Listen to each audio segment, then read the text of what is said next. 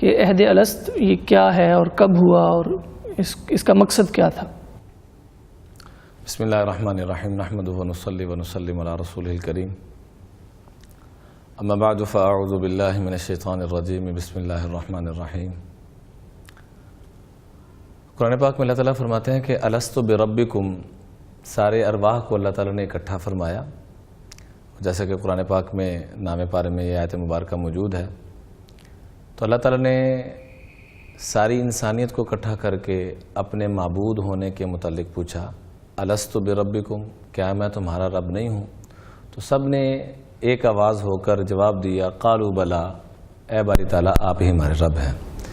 وہاں پر اللہ تعالیٰ نے دو جلسے کروائے، ایک تو یہ والا جلسہ جس میں ساری خلقت کو اکٹھا کیا اور سب نے یک آواز ہو کے یہ جواب دیا کہ آپ ہی ہمارے رب ہیں۔ تو اللہ تعالیٰ نے پھر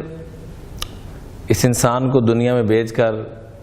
یوں فرمایا کہ میں تمہیں وہاں پر بھیج کے دیکھوں گا، یہاں تو تم جنت کی ساری نعمتیں، راحتیں، رحمتیں، برکتیں سب دیکھ رہے ہو اور مجھے مان رہے ہو، دنیا میں بھیجوں گا تمہیں اور پھر دیکھوں گا کہ مجھے کون مانتا ہے، میرا کون ہے اور اپنے نفس کا کون ہے، جس کو قرآن نے یوں بھی کہا افرأیت من اتخذ الہہ ہوا، کہ بتائیے اس شخص کے متعلق اس کا کیا حال ہوگا جس نے اپنی خواہشات کو اپنا رب بنا لیا ہے۔ تو ایک تو اللہ نے یہ والا عہد لیا اپنا تعارف کرانے کے لیے، دوسرے نمبر پہ اللہ نے ایک اور جلسہ قائم کیا جس میں اخص الخواص اور کائنات کی سب سے برگزیدہ اور اعلیٰ ہستیوں کو اللہ نے اکٹھا فرمایا، جس کو ہم انبیاء علیہم السلام کی ہستیاں کہتے ہیں،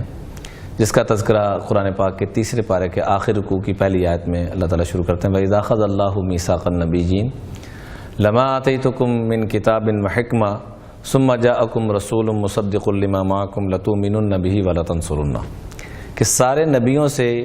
اپنے محبوب علیہ السلام کا تعارف کروایا، پہلے جلسے کے اندر اپنا تعارف کروایا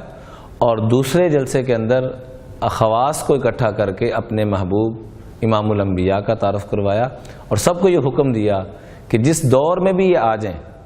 تو تم سب نے اپنی اپنی ترتیبوں کو چھوڑ کر میرے محبوب کی بات کو ماننا ہوگا۔